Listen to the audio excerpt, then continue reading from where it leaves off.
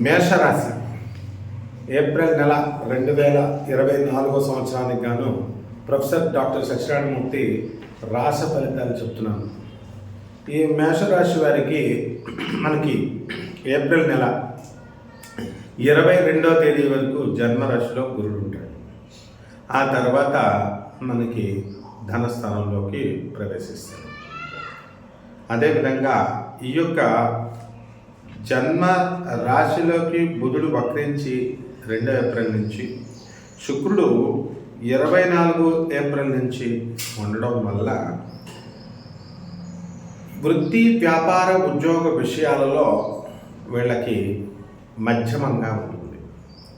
కాబట్టి ప్రమోషన్స్ అనేటటువంటివి రావు, కానీ చేస్తున్నటువంటి వృత్తి, వ్యాపార, ఉద్యోగ విషయాల్లో లాభాలు రావడం జరుగుతుంది. వర్క్ టెన్షన్ అనేటటువంటిది ఉంటుంది.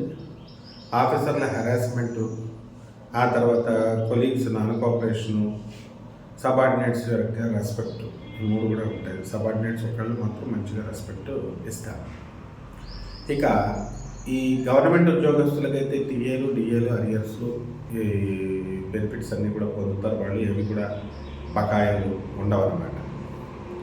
ఇక ఈ యొక్క ప్రైవేట్ ఉద్యోగస్తులకి, ఈ మేషరాశి వాళ్ళకి ప్రమోషన్స్ ఉండవు, కానీ ఎదుగుదల, సమ్ సార్ట్ ఆఫ్ గ్రోత్ అనేది ప్రైవేట్ యాజమాన్యాలు చూపిస్తాయి. అలాగే ధనస్థానంలో ఆఖరి వారంలో ఏప్రిల్ 22లో మరి ఇన్కమ్స్ అనేవి ఇద్దరికీ కూడా, ప్రభుత్వ ఉద్యోగస్తులకి, ప్రైవేట్ ఉద్యోగస్తులకు కూడా మంచిగా ముందుకు సాగుతాయి అన్నమాట. ఇకపోతే బుధుడు వక్రించి 9 ఏప్రిల్లో వ్యయస్థితిగతులు ఇవ్వడం, ఆ తర్వాత అదే బుధుడు డైరెక్ట్ అయ్యి 25 ఏప్రిల్లో ఉండడం, మరి కుజుడు 23 ఏప్రిల్లో మనకి వ్యయంలో ఉండడం, రాహు వ్యయస్థితిగతులు అవడం వల్ల ఆరోగ్య భంగాలు అనేటటువంటివి జరగడానికి అవకాశాలు ఉన్నాయి. కాబట్టి మొకాళ్ళ నొప్పులు, ఆ తర్వాత బోన్స్ ప్రాబ్లమ్స్, కాల్షియం డెఫిషియన్సీ ఇలాంటివి రావడానికి అవకాశాలు ఉంటాయి.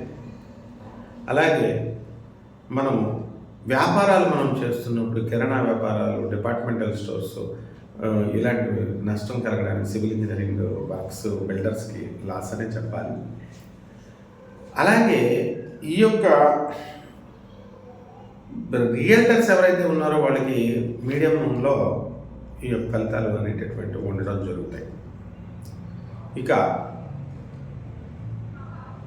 లాభంలో ఉన్నటువంటి శని ప్రభావం వలన మార్కెటింగ్ ఏజెంట్స్ వీళ్ళందరికీ కూడా బాగుంటుంది. ఎంత తిరిగితే అంత లాభము అనేటటువంటిది వీళ్ళకి రావడం జరుగుతుంది. 6వ ఇంట్లో ఉన్నటువంటి కేతు ప్రభావం వల్ల శత్రువులు మిత్రులుగా మారడం, ఆ తర్వాత విదేశీ సంబంధమైనటువంటి వ్యవహారాలు, విదేశాల్లోనే వ్యాపారాలు చేయాలి అనేటటువంటి ఆలోచన బలంగా అవ్వడం, విదేశాలకు వెళ్ళడం, ఇవన్నీ జరుగుతాయి.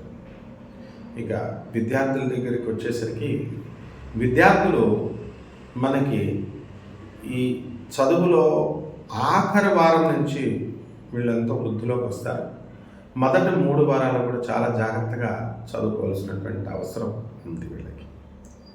అలాగే వివాహ ప్రయత్నాలు ఎవరైతే చేస్తున్నారో అటువంటి వాళ్ళకి వివాహాలు కూర్చుకొని పెట్టుకోవాలి. వివాహానికి అంత అనుకూలమైనటువంటి సమయము ఈ సమయం కాదు. తర్వాత మనకి ఈ యొక్క శుక్రమూఢాలు, గురు మూఢాలు ఇవన్నీ కూడా మనకి జూలై నెల వరకు కంటిన్యూస్గా ఏప్రిల్ నెల నుంచి మనకి వస్తున్నాయి. కాబట్టి వివాహాలు అయ్యేటటువంటి ప్రసక్తి లేదు, సంబంధాలు కూర్చుకొని పెట్టుకోండి. ఇక రైతుల దగ్గరికి వచ్చేసరికి రైతులు మనకి చక్కగా వ్యవసాయం చేస్తారు, మంచి పంటలను పండించారు, మంచి లాభాలను ఆర్జించారు. కానీ ఎంత సంపాదించినప్పటికీ కూడా వీళ్ళ యొక్క అప్పుల్ని వీళ్ళు తీర్చుకోలేకపోతారు. కాబట్టి భూముల్ని అమ్ముకోవాలి అనేటటువంటి ఆలోచన వీరికి ఈ నెలలో వస్తుంది. అలాగే ఇల్లు అమ్మాలి, తమ పేరు మీద ఉన్నటువంటి ఇల్లు అమ్మాలి అనేటటువంటి ఆలోచన వస్తే మరి ఇతర గురువులు అవనియండి, లేకపోతే వాళ్ళ శ్రేయోభిలాషులు అవనియండి, అమ్మద్దు, మళ్ళీ నువ్వు కొనుక్కోలేవు అనేటటువంటి సలహాలతో వారు కొంతకాలం ఆగిపోవడం అనేటటువంటిది జరుగుతుంది. అలాగే వాళ్ళ పేరు మీద ఉన్నటువంటి స్థలాలు ఏవైతే ఉన్నాయో అవి రేట్లు కూడా అంతగా పలకవు. సో ధైర్యం సన్నగిలుతుంది ఈ యొక్క నెలలో.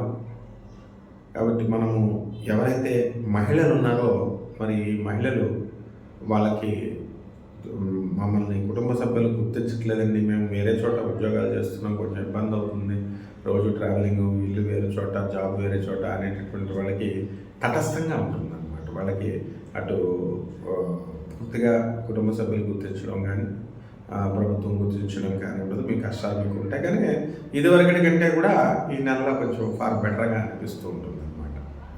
సో ఇన్కమ్ ట్యాక్స్, ఈ commercial tax, revenue department and municipal డిపార్ట్మెంట్లో ఉన్నటువంటి వాళ్ళందరికీ కూడా వీళ్ళకి అదనపు ఆదాయాలు రావడానికి అవకాశాలు ఉంటాయి.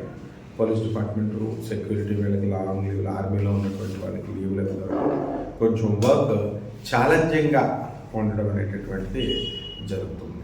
ఇక రెమెడీస్ దగ్గరికి వచ్చేసరికి ఈ యొక్క రాశి వారికి బుధ జపం చేసుకోవాలా, బుధ స్తోత్ర చదువుకోవాలా, బుధుడికి కిలోంపావు పెసల్ని ఆకుపచ్చ రంగు ఉన్నటువంటి వస్త్రాన్ని ఇచ్చి మనము బుధవారం నాడు పేద బ్రాహ్మణికి దానం చేయాలి ఉదయం 5 గంటలకి. అలాగే విష్ణు సహస్రం కానీ, విష్ణు అష్టోత్తరం కానీ ఈ యొక్క మంత్ర జపం వల్ల, ఓం నమో నారాయణాయ అనేటటువంటి మంత్ర జపం వల్ల కొంత నెగిటివిటీ అనేటటువంటిది వీళ్ళ జాతకాల్లో ఈ నెలలో పోతుందన్నమాట. శుభమస్తు.